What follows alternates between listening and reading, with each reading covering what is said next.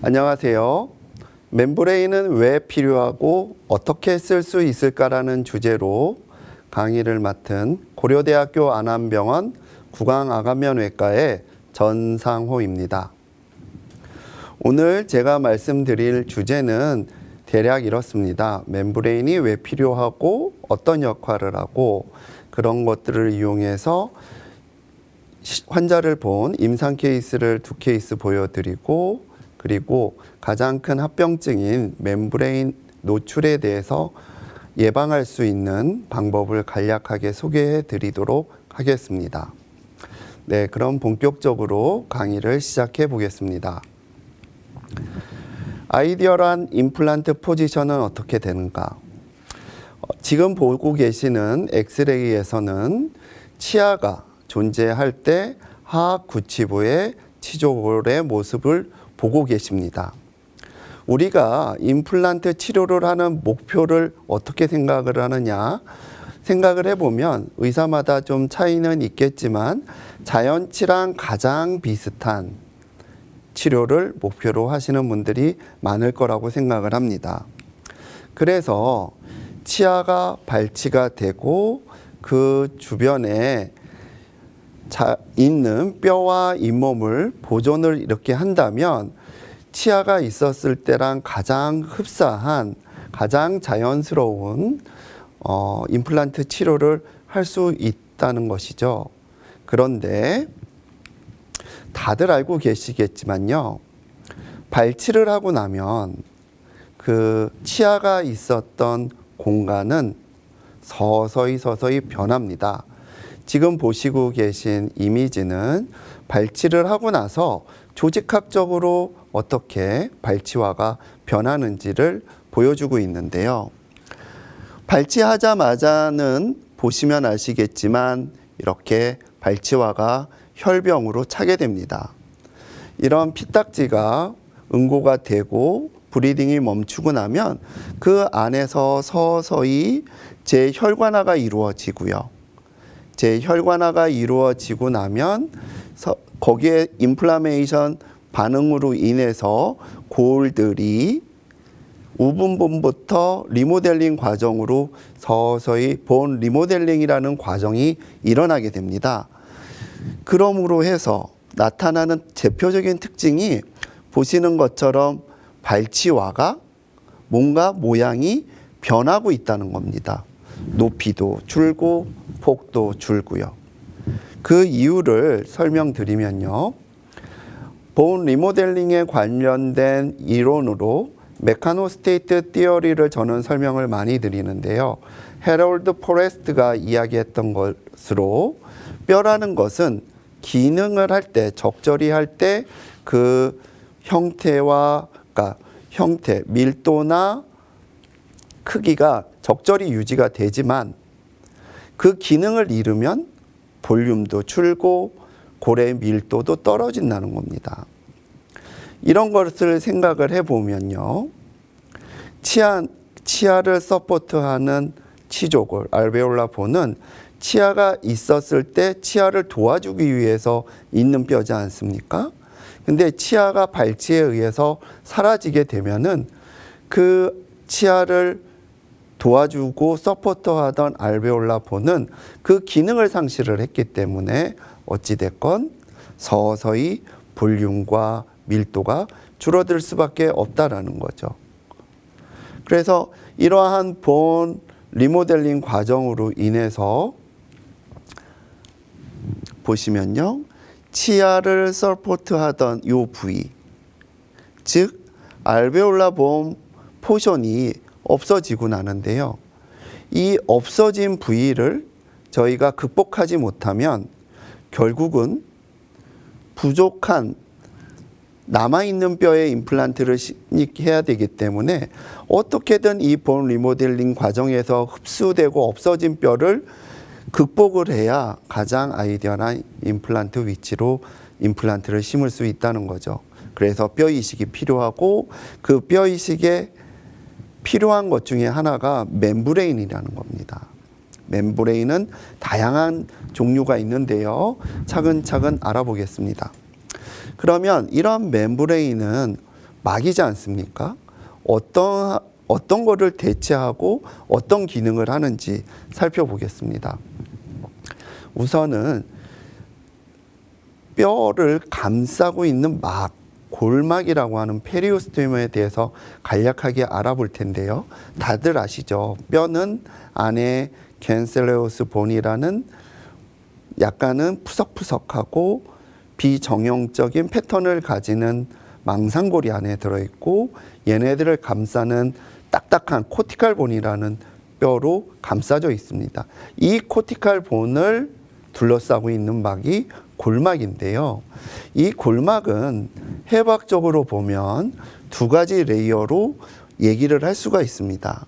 그래서 이 뼈하고 닿아 있는 그 안쪽은 셀룰라 레이어라고 해서 본셀들이 좀 많이 존재하죠. 본셀들이 많이 존재하기 때문에 이 본셀, 그러니까 뼈 재생과 관련되는 셀들이 뼈 세포들이 많기 때문에 본 리제너레이션과 밀접한 관계가 있고요. 또 다른 레이어는 이 안쪽에 있는 셀룰라 레이어 바깥쪽에는 덴스한 파이브로스 레이어가 역시 존재하게 됩니다. 이렇게 생겨져 있는 게 이제 골막이라는 건데요. 그래서 이러한 골막이 좋은 멤브레인 역할을 할 수도 있다라고 합니다. 이걸로만 잘 덮어서 뼈 이식제를 감싸줄 수만 있다면 얘네들이 충분히 좋은 차폐막 그리고 뼈 재생의 멤브레인으로서 역할을 할 수가 있죠.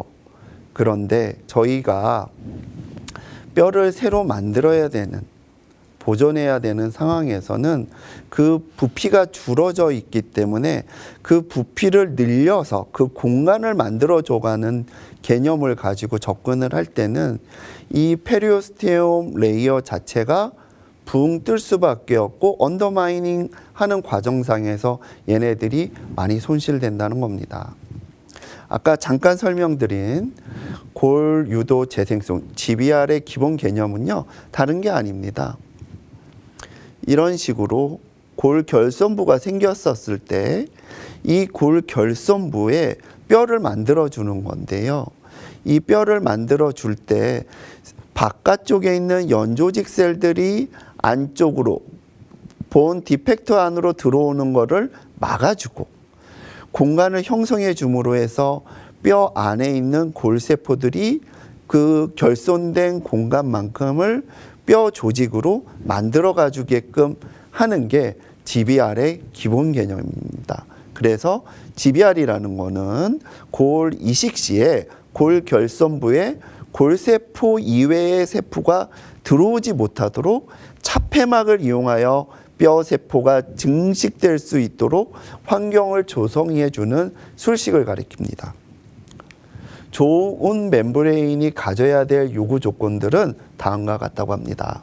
일단 당연히 인체 내에 들어가는 거기 때문에 생체 적합성이 있어야 되고요. 바이오 컴퍼터빌리티가 있어야 되고, 아까 연조직에 있는 파이브로블라스트라든가 이런 연조직 세포들이 본 디펙트로 들어가는 걸 막아주는 폐색 효과가 있어야 되고, 이 공간이 적절히 유지될 수 있도록 스페이스 메인테이닝 기능도 가지고 있어야 된다고 합니다. 또한 티슈 인테그레이션이 돼야 되고 임상에서 편리하게 쓸 수 있어야 좋은 멤브레인이라고 할 수 있습니다.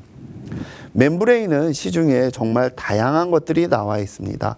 소재에 따라서 PTFE 또는 콜라겐, 신세틱 폴리머, 티타늄 이렇게 분리를 하기도 하고요.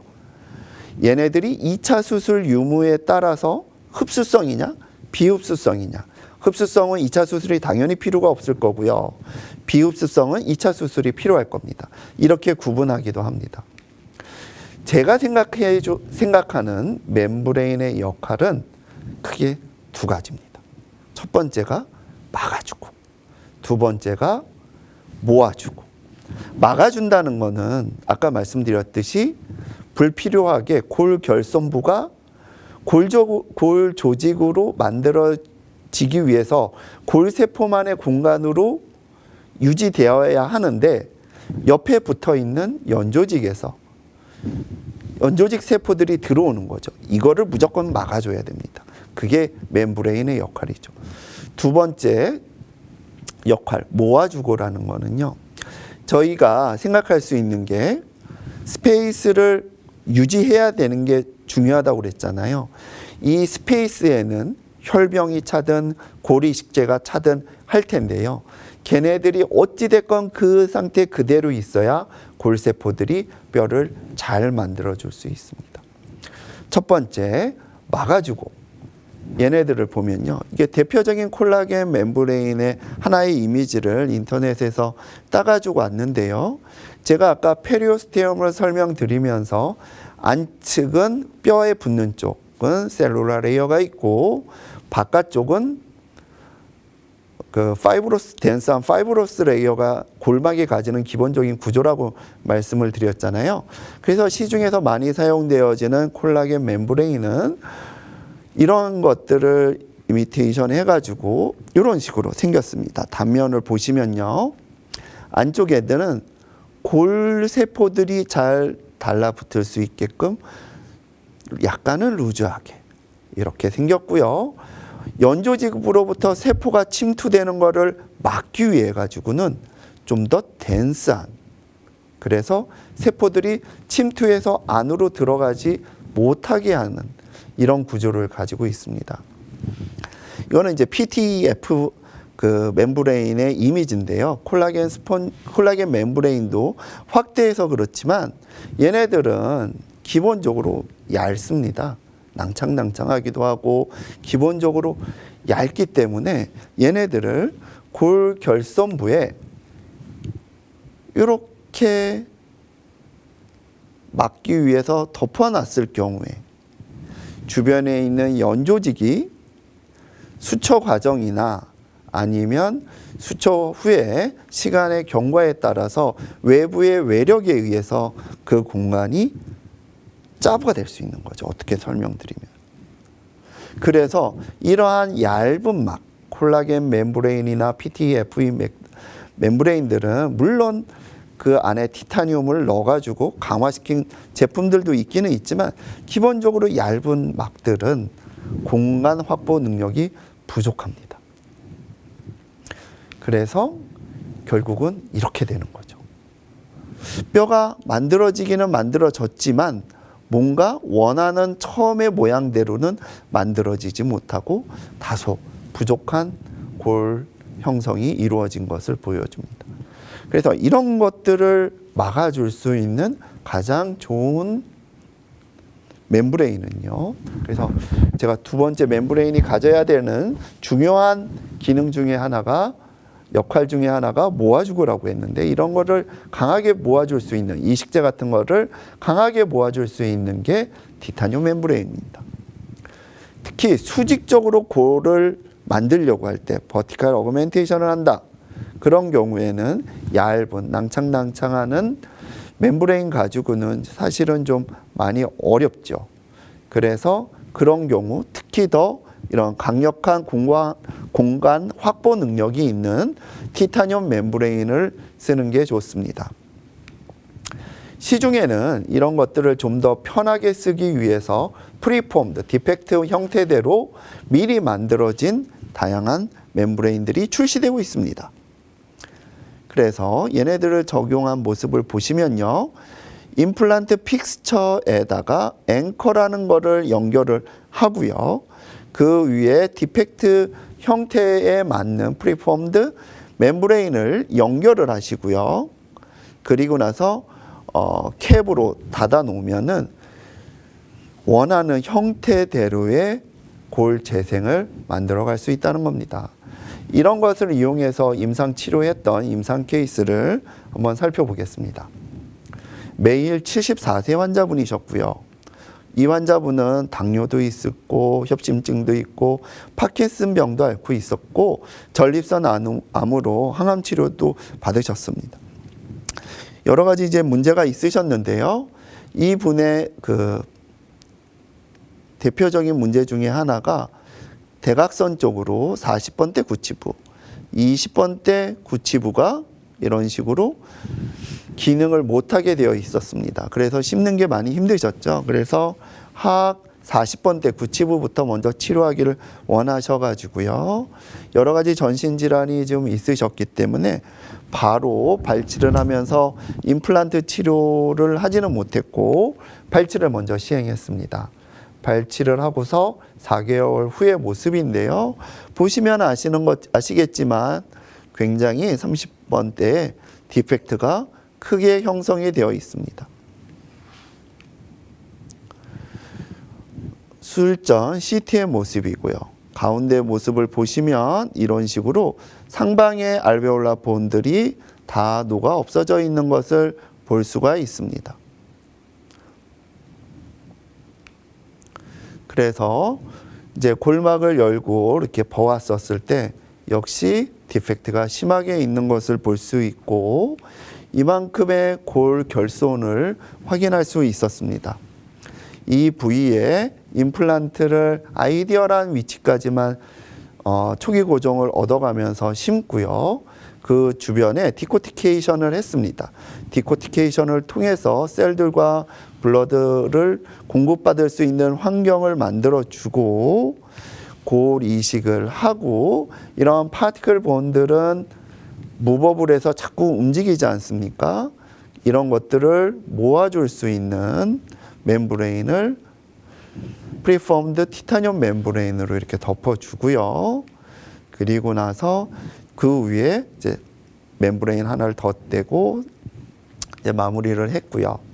이렇게 보시면 수술 직후에 CT를 찍은 모습에서 아까보다는 상방으로 임플란트가 위치되어 있고 그 주변에 뼈 이식제가 이렇게 들어가 있는 모습을 보실 수 있습니다. 폭도 넓어졌고요. 높이도 증가되어 있습니다. 그리고 이제 3년 팔로업 했었을 때 모습인데요. 30번대 구치부의 모습을 보시면 뼈가 잘 만들어져 있게 움푹 파였던 모습에서 적절하게 뼈의 형태를 가지고 있는 것을 보실 수 있고요. 이거를 다시 이제 CT를 찍어가지고 보았었을 때 가운데에 본 리모델링이 코티칼 본이 겉에를 잘 둘러싸고 있고 임플란트도 잘 유지되고 있고 높이도 어느 정도 잘 유지되고 있는 것 같습니다. 그래서 술전, 술 직후 3년 팔로업 하면서의 CT 이미지를 가지고 비교를 해보면요. 저희가 이제 문헌적으로 봤었을 때 가장 안전하게 버티컬하게 올릴 수 있는 높이는 한 4, 5mm 정도 된다고 합니다. 물론 테크닉이 좋고 훌륭하신 그런 치료법을 가지시는 분들은 10mm 이상 개인할 수 있다고, 보험 개인을 할 수 있다고 레포팅을 하는데요. 평균적으로 시스테마틱 리뷰를 통해서 버티컬 어그멘테이션의 평균 양을 보면 한 4mm 정도 얘기를 하거든요. 저희도 한 4mm 정도 뼈를 이제 3년 팔로업 하면서 얻었던 모습이고요. 이제 두 번째 케이스인데 이분은 이제 30대 피메일 환자분으로 임신 시에 30번대 구치부에 통증을 이제 주소로 내원을 하셨습니다. 그래서 이제 발치만 하고 오랜 기간 못 오시다가 한참 후에 와서 그 부위에 CT를 찍었더니 35, 37 발치 부위가 이런 식으로 다 힐링이 되어 있었죠. 그래서 35번은 버칼본의 흡수가 높았고 37번은 높이적으로나 폭적으로 알베올라 본이 다 사라져 있었습니다. 그래서 역시 아이디얼한 높이까지만 임플란트를 심고 디코티케이션과 본그라프팅과 멤브레인으로 역시 치료를 했었는데요. 잘 아실 거예요. 근데 이런 티타늄 멤브레인을 쓰다 보면 봉합 후에 멤브레인의 이제 노출이 가장 큰 페일의 원인이 되거든요. 그래서 이런 멤브레인의 노출은 여러 가지 이유가 있겠지만 잘못된 피판의 형성에서 그래서 텐전이 가해져서 혈액 공급이 잘 안 될 때 보통 멤브레인이 이제 노출이 된다고 하거든요. 그래서 텐전 프리하게 봉합을 하는 게 중요한데요. 버칼본을 릴리징 인시전으로 당겨올 수가 있는데 링구알 쪽은 암만 해도 저희가 좀 꺼려지잖아요. 거기에 대해서 좋은 논문이 있어서 소개시켜드리고 마무리하겠습니다. 2011년도에 IGA PRD라는 학술지에 실린 건데요. 론다와 스타치 분, 아마 이태리 분으로 기억을 하는데 이 분들이 하악 구치부에 붙어 있는 마이올로 하요이드 머슬을 디태칭함으로 해서 플랩을 좀 더 거상할 수 있다라는 테크니컬 레포팅을 했고요. 이거를 이제 발전시켜 가지고 요새 가장 핫한 그 연자분이시죠. 강의를 하시는 이스트반 얼반이 이거를 좀 더 모디피케이션 해가지고 링구알에 조심해야 될 해부학적 구조물, 링구알 아테리는 어떻게 지나가고 링구알 너브는 어떻게 지나가고 1번에 있는 게 이제 마이올로 하요이드 머슬인데요. 요 1번 마이올로 하요이드 머슬의 안측에 존재하는 해부학적 구조물을 위에서 보이는 논문에서 자세히 소개를 했고요. 이거를 이제 더 나아가서 하악 구치부를 존을 1, 2, 3로 나눠서 1은 마이올로 하요이드 머슬도 높게 붙고 내 측면에 링구알 러브라든가 링구알 아테리가 가까이 있어서 굉장히 조심을 해야 되지만 존 3, 프리몰라 지역은 마이올로 하요이드 머슬도 굉장히 낮고 그쪽에는 해부학적 구조물이 없기 때문에 존 3에서는 버티컬하게 인시전을 줘서 플랩을 거상할 수 있다라는 레포팅을 합니다. 이 테크닉을 이용을 하면 버칼 쪽에 릴리징 인시전을 한 플랩과 링구알 플랩을 좀 더 텐전 없이 봉합이 가능하면서 멤브레인 노출을 최소화할 수 있는 거죠. 아까 그 임산부 케이스로 돌아가면요. 이제 골 이식 직후의 PA 모습이고요. CT의 모습인데 가운데 모습을 보시면 이렇게 뼈 재생을 위한 주변골 형태를 만들어주고 있고요. 네, 술전 수루 모습 비교고 이렇게 디펙트가 있었던 부위를 이렇게 만들어가고 있습니다. 그래서 프로비저널 레스토레이션이 들어간 모습과 파이널 레스토레이션이 이렇게 들어간 모습이고요. 이것을 이제 팔로우업을 하면서 찍었던 엑스레이를 보면요. 처음에 이러한 골 결손을 빨간 형태 보이시죠? 결손이 있었던 부위를 임플란트를 심고 뼈 재생이 리모델링까지 거쳐서 이렇게 버티컬 어그멘테이션이 된 케이스를 보여드리면서 강의를 마치도록 하겠습니다. 경청해 주셔서 감사합니다.